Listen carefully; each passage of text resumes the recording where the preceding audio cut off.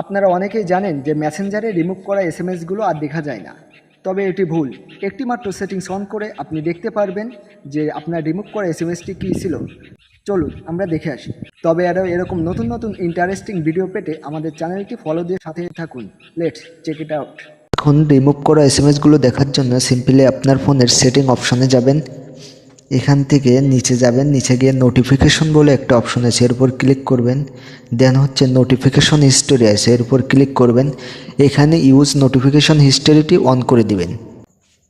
তাহলে হবে কি, যেমন দেখুন আমার এখান থেকে এই দুটা এসএমএস রিমুভ করা। এখন আমি এই দুইটা দেখব কিভাবে।